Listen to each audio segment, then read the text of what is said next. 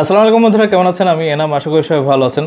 তো গতকালকে জরিপ বের হয়েছে, মানে বেশ কয়েকটা সংস্থা সংগঠন আর কি, তারা জরিপ করেছে এবং মানে সেখানে আমরা দেখতেছি যে বিএনপিকে বেশি ভোট দিতে চায় এবং প্রায় 41.30% মানুষ বিএনপিকে ভোট দিতে চায়।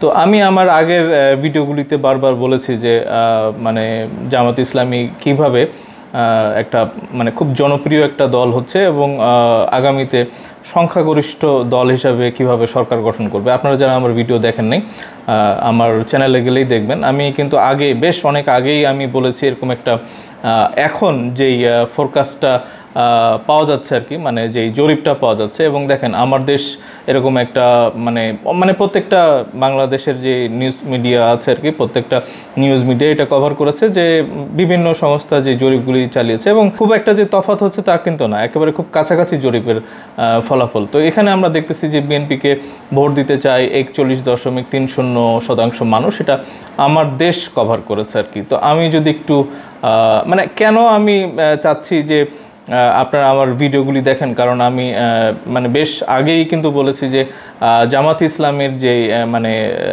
জনপ্রিয়তা, তাতে তাদের 30% জনপ্রিয়তা বা তাদের একটা ভোট ব্যাংক আমরা কিন্তু মনে করি, এটা আমি বেশ কয়েকবার আমার ভিডিওতে বলেছি। তো দেখেন জরিপে কিন্তু সেরকমই আসছে, মানে আমার দেশের এখানে ওই জরিপের মানে তারা রেফারেন্স টেনে বলতেছে যে ত্রয়োদশ জাতীয় সংসদ নির্বাচন নিয়ে জরিপ করেছে গবেষণা সংস্থা ইনোভেশন।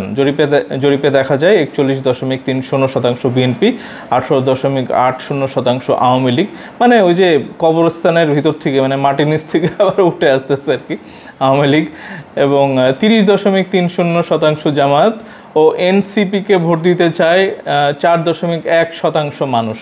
তাহলে কি হলো, মানে আমি যে বারবার বলতেছি যে জামাতে ইসলামের উপরে মানে ওই আওয়ামী লীগ ভর করবে, মানে এটা তো ভাই মানে সহজ মানে সরল একটা ইকুয়েশন। মানে আওয়ামী লীগকে আপনি নিষিদ্ধ করে দিচ্ছেন, তারা কারে ভোট দিবে? তারা কি আবার বিএনপিকে নিয়ে আসবে? মানে বাংলাদেশে আওয়ামী লীগের সবচেয়ে বড় শত্রু হচ্ছে বিএনপি, মানে এটা ওই পিনাকি দা যাই বলুক আর ইলিয়াস হোসেন সাহেব যাই বলুক, আওয়ামী লীগের সবচেয়ে বড় শত্রু বিএনপি। এবং তারা জীবনেও মানে এটা তারা যদি অফিসিয়ালি মানে নেতৃত্ব যদি বলে যে না বিএনপিকে ভোট দিতে, জনসমর্থন যেগুলি আছে আওয়ামী লীগের তারা সবাই বিএনপির বাইরে যারা আছে তাদেরকে ভোট দিবে। মানে এটা একেবারে সাধারণ মানুষের কনসেপ্ট এবং যত কয়টা আমার পরিচিত আওয়ামী লীগের লোকজন আছে তারা সবাই এক বাক্যে বলছে যে জামাত ইসলামীকে ভোট দিবে। তো এটা তো একদম আমার আশেপাশে, আপনার আশেপাশে যারা আছে তাদেরকে মানে আপনারা নিজেরাই একটা জরিপ করতে পারেন এবং সেখান থেকে কিন্তু উঠে আসতেছে যে আওয়ামী লীগের পুরো এই যে 18.80% যেই ভোট ব্যাংক, মানে এটা তো বাড়তেছে। একটা সংখ্যার জায়গায় কি অনেকে বলতেছে যে আওয়ামী লীগের ভোট ব্যাংক আগে 14% ছিল, এখন 18%। তো এটা আবার অনেকে আবার এটা মানে ডিফেন্ড করতেছে এভাবে যে যারা আগে ভোট দিতে চায় নাই আর কি, মানে জরিপে যারা অংশ নিতে চায় না, এরকম আওয়ামী ঘরানার সমর্থক যারা আছে তারা এবার একটু আগ্রহ প্রকাশ করেছে এবং ওই 14% এটা আবার 18% আমরা দেখেছি। তো এইটা এমন না যে বিএনপির আবার মানে সুইং ভোট তারা পেয়ে গেছে মানে জরিপে বা জামাতের থেকে তারা ভোট পেয়েছে, তা না। মানে যারা চুপচাপ ছিল তারা এখন আস্তে আস্তে জেগে উঠতেছে আর কি। এবং এটা আমরা ওই মাঠে ঘাটেও দেখি, মিছিলের সংখ্যা বাড়তেছে এবং গতকালকেও বিভিন্ন নিউজে আসতেছিল যে ফার্মগেট এলাকায় প্রায় মানে শতাধিক মানে ছাত্রলীগ বলতেছে, এখন আওয়ামী লীগ হয়ে গেছে সব ছাত্রলীগ, মানে নিষিদ্ধ ছাত্রলীগে যারা মিছিল করতেছে তাদেরকে গ্রেপ্তার করেছে এইসব বলতেছে।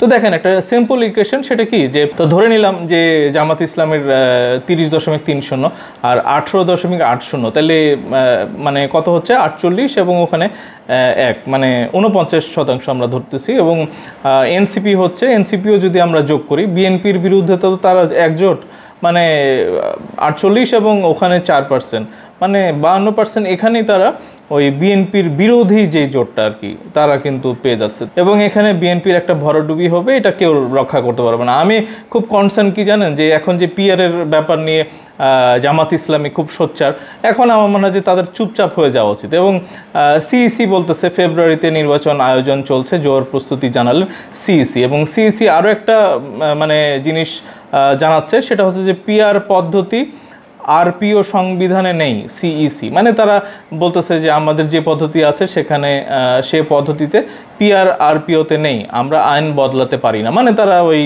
পিআরের বিরুদ্ধেই আছে আর কি সিইসি, যেহেতু আইন কানুন নাই সেহেতু তারা পিআরের ব্যাপারে কথা বলতেছে না। তো বিএনপি যদি পিআর পদ্ধতি রাজি না হয়, আমার মনে হয় যে জামাত ইসলামী সংখ্যাগরিষ্ঠ দল হয়ে উঠে আসবে, সরকার গঠন করবে এবং সাথে এনসিপি বা অন্যান্যরাও, এখন যদিও তারা আলাদাভাবে জোট করতেছে, আমরা পরবর্তীতে দেখে যাব যে ওই মানে ভোটের পরে বা ভোটের আগ দিয়ে হয়তো এনসিপিও জামাত ইসলামের সাথে জোট করে ফেলছে আর কি। তো আমার মনে হয় যে মানে আদতে বিএনপিকে কি আসলে কোনো সিট আমরা দেখতে পাবো? আমার তো মনে হয় না যে বিএনপি একটা সিটও পাবে। তো আমার মনে হয় যে আপনারা আমার সাথে যদি একমত হন অবশ্যই কমেন্ট সেকশনে জানাবেন, এবং এইটা বিএনপির জন্য একটা মানে অ্যালার্ম, এবং আমার মনে হয় যে এখনও হাতে কিছু সময় আছে, মানে ওই ডিসেম্বর, জানুয়ারি, ফেব্রুয়ারি, মানে এখন তো হচ্ছে সেপ্টেম্বর, অক্টোবর, নভেম্বর, ডিসেম্বর, জানুয়ারি, ফেব্রুয়ারি, মানে এই 4টা মাস আছে। বিএনপি যদি বুদ্ধির খেলায় তারা জিততে পারে। তো দেখেন এখানে আরও একটা জিনিস আপনাদেরকে বলবো যে বুদ্ধির খেলায় জামাতে ইসলামী থেকে বিএনপি মানে কত পিছিয়ে আর কি। তো আমরা দেখছি যে ডিম ছোড়াছুড়ি করতে এবং আক্তারকে পিঠে ডিম মারতে আমরা দেখছি আওয়ামী লীগের সমর্থকরা ওই আমেরিকাতে যখন গেছিল আর কি। তো তাহের সাহেবের কিন্তু কিছু হয় না, এবং ওই সময় নিউজ টিভি তারাও একটা মানে ইয়ে করতেছে, এবং ঠিকানার খালেদ মহিউদ্দিনের সাথে তাহের সাহেবের একটা কথাবার্তা হচ্ছে, এবং সেখানেই মানে কেন নিউ ইয়র্ক বিমানবন্দর থেকে আলাদা বের হওয়ার কারণ জানালেন, এবং জামাত নেতা তাহের সাহেব, এইটাও তো আসলে একটা পলিসির মধ্যে পড়ে। এই যে মানে চিকন বুদ্ধি আর কি আপনাদের, এখানে যে আপনারা মারতেছেন বিএনপি কেমনে বা অন্যরা কেমনে এগুলি সহ্য করবে? আখতার সাহেব তো ঠিকই ডিম খাইছে, আপনারা তো সবাই ওই তাহের সাহেব জিন্দাবাদ এগুলি নিয়ে আপনারে ঘেরাও করে আপনার প্রোটোকল দিয়ে আপনার সমর্থকরা বের হয়ে চলে আসছে।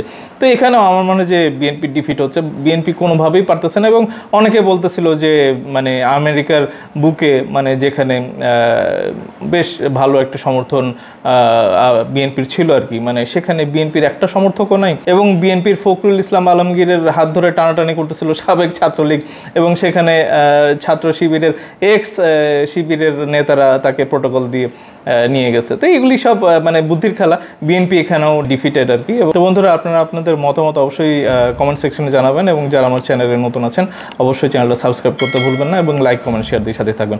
খুব তাড়াতাড়ি অন্য একটা ভিডিওতে দেখা হচ্ছে। ধন্যবাদ সবাইকে। আসসালামু আলাইকুম।